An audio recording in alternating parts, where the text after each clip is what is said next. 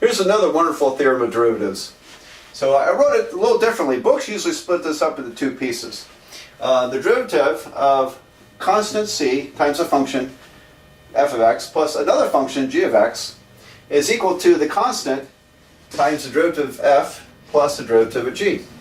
All right, so this property makes the derivative a linear operator.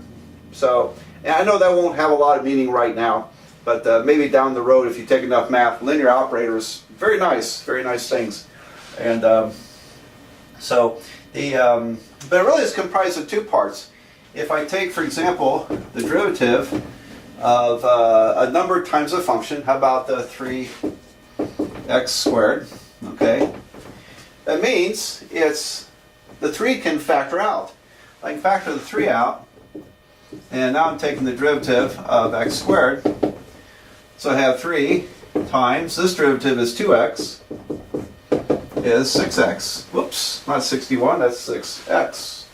Get that right here. There we go. Now, you normally wouldn't write all those steps. You would just go 2 times 3 is 6, 6x. 2 minus 1 is 1, so the exponent of x is 1. If I have the derivative of 7x to the fourth plus, well, I'll put a minus in there. Minus, let's see, how about the 5x to the 11th power? Okay, so a polynomial.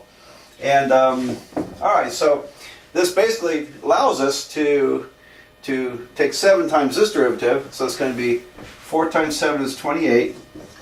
Subtract 1 from the exponent, x to the 3rd power. And then over here, the minus works also because once you've got this proven, if c is negative, then your subtraction works the same as addition as far as sort of distributing the signs here. So this is going to be a subtraction. It's going to be minus 55x to the 10th. 55x to the 10th. All right, so very nice. Taking derivatives of polynomials is very friendly, very friendly. And but it's a wonderful theorem. And I give you kind of an idea of how this works. So let me give you in the next video a short proof of this. But before I do that, let's do a couple more of these for the record. So I'll erase this stuff. Here we have the derivative of 3x to the 5th minus 4x squared plus 7x minus 8.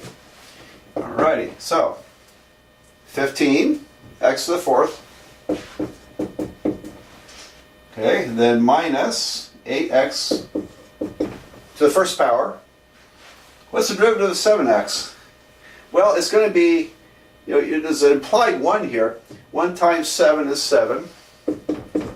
X to the 0 is 1, isn't it? So derivative of 7x is just plain old 7. And you can think of it if just looking at y equals 7x, that's a line. The slope of that line is 7. And the slope is literally of a line is its derivative. All right, great. Now what about the slope of a constant? I didn't talk about that, did I? It's going to be 0. Okay, it's just 0 because slope. Did I say slope? I meant derivative of a constant.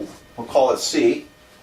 Is what? Well, it's the derivative of cx to the 0 power.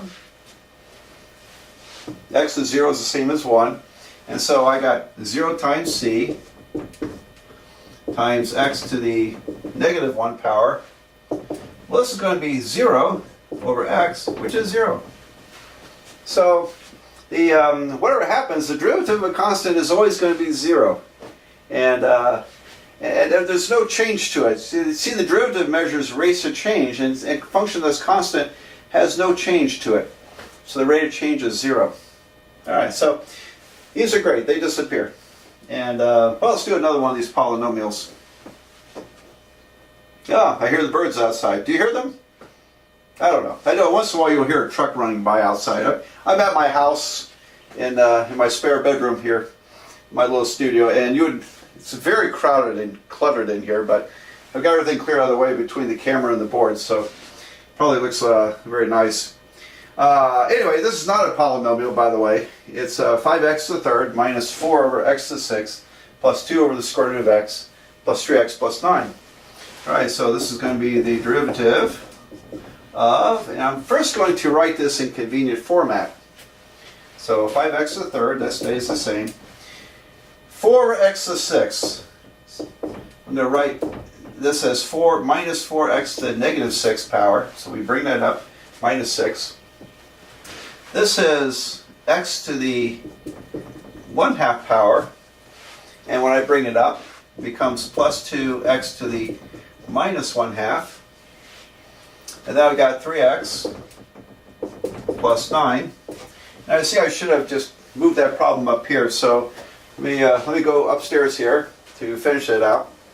But sometimes you'll have to take these functions and rewrite them in a handy format like this. Now it's derivative friendly as far as applying our first theorem of just polynomial terms. Okay, so this becomes up here 15x to the second, 15x squared. And then minus 6 times minus 4 is positive 24, so plus 24x to the minus 7 power. Negative 6 minus 1 is minus 7. Here we've got minus 1/2 times 2, that's minus 1, right? Minus 1 times x to the negative 3/2. So minus 1/2 minus another 1 is now minus 3/2. Plus 3. Plus 0. I won't write the plus 0. But there we go. Now let's put it back in this format here. I've got 15x squared plus 24 over x to the 7th minus 1 over the square root of x cubed, and then plus 3. So there's the answer right there. Okay, kind of a messy problem, but practicing these is how you get good at the rules. So it's kind of funny because a lot of the functions we practice with would probably never even begin to show up in real applications, and but it's good for exercising and getting used to how to calculate derivatives, which is so important there. All right, so before I do more examples, I want to go back and the very first theorem, I'm going to start to show the proof of it, and then the other theorem that I had up here, I'll give you an idea how that works too. So why is it important to look at mathematical proofs in calculus? Well, I'm not going to do a great many of them, but I'll do some proofs, and most of these proofs are not going to be terribly formal at all. They'll just be indications, why does this work?